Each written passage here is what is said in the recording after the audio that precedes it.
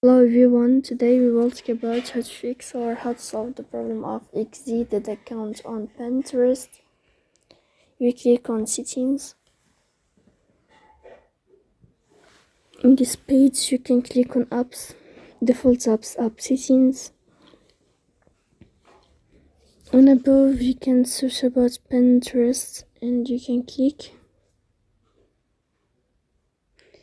Then you can click on first stop and you can click OK.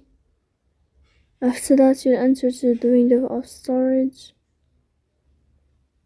Then you can click clear cache.